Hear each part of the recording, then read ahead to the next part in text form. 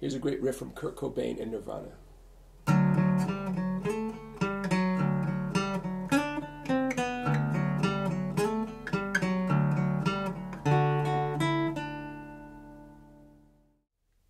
Now what you just heard me play really represents the heart of the tune. And I'm going to break it down for you, and I'm going to call it Riff 1 and Riff 2 and Riff 3. 1 and 2 are by far the most important parts. And later on we'll get to the chorus of the song, which is the easy part. You're going to breeze through that. Before I go any further, I've got my 6th string tuned down to low D. I've got it loosened to D. You can use a tuner to do that. You can also do a comparison with your 4th string, your open D string. But get that 6th string tuned down to low D there. Kurt Cobain actually had his guitar tuned even 1/2 step lower than what I have right here, and you'll see that on the screen right there, the D flats and the G flats and all that kind of stuff. But let's you and I stick with a standard tuning for 5 of the strings and just loosen that 6th string down to D there. Okay, so let's break down the intro into Riff 1 and Riff 2, which is exactly what you need for pretty much the entire verse of the song as well. Here's Riff 1.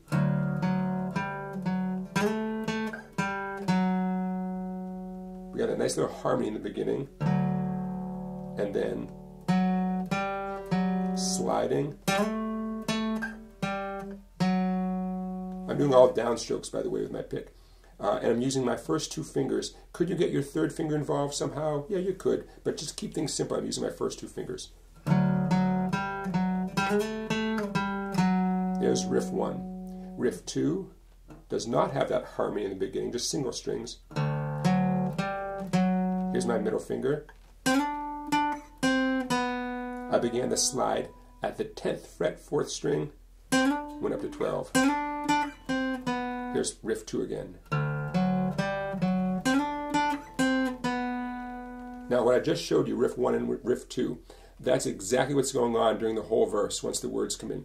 In the intro, prior to the words coming in, we have Riff 1, Riff 2, Riff 1, and then Riff 3, and I'm going to show you Riff 3 right now. Here it comes.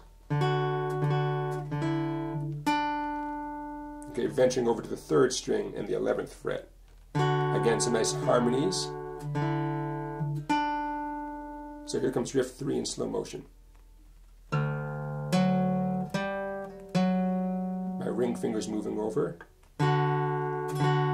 Index, and then I like using my 4th finger on 12 on the 4th string. Could I use my ring finger? I could, but if you don't use your 4th finger enough, it's never going to get confident, so this is a good time to do it. So, just to recap the intro, Riff 1, Riff 2, Riff 1, Riff 3, what I just did, and then you're pretty much home free. The verse is Riff 1 and Riff 2 as a unit, you could say, and you repeat that unit 7 complete times, and I'm going to show you what happens the 8th time in a second. But Riff 1 and Riff 2, keep repeating during the verse once the words come in. The 8th time goes Riff 1, and then an abbreviated version of Riff 3. This is the 8th time during the verse.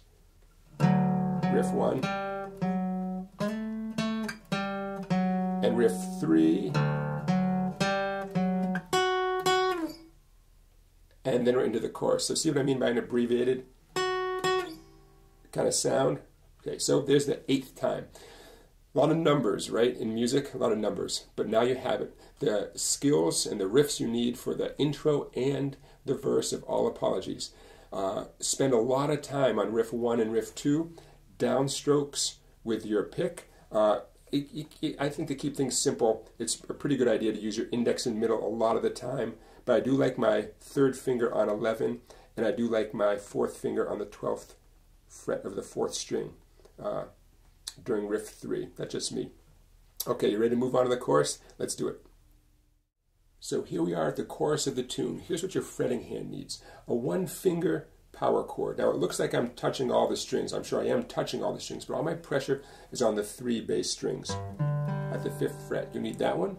You need this one at the 7th fret. And at the very end, just before the song returns to the verse, you have the 2 bass strings, the 6th and the 5th string, as open strings, just for a little punctuation right before it heads back to the verse. Okay, so fretting hand, 5, 5, 5.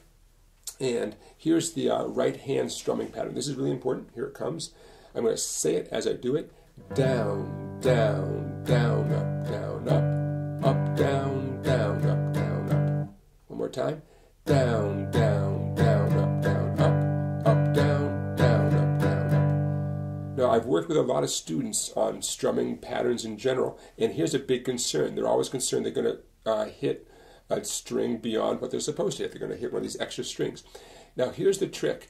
Of course, your aim counts, but equally important is to angle your finger so while your pressure is on the 3 bass strings, you're lightly touching the 3 treble strings so they don't sound like anything. Then you don't have to worry so much if you hit them. Okay, you can be a little more casual, a little more emphatic and aggressive and having fun with this strumming, right? Instead of worrying so much. If you're worried, the listener's going to hear that you're worried.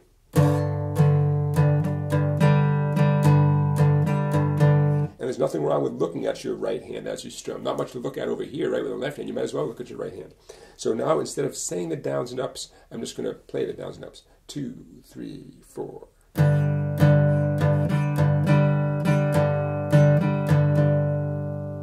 Okay, now that thing you just heard me do, let's call it 1 unit. You're going to repeat that unit 3 times total. Okay? The first one is when he's saying in the sun, in the sun. The second time is when he's saying I feel as one in the sun. The third time he says in the sun, keep strumming. And then this is right before he gets the word married. Okay? So 3 times through this strum pattern, finger staying there the whole time, very light pressure on the 3 treble strings. Right on the word married, 7, 7, 7. There we go, 1 single strum.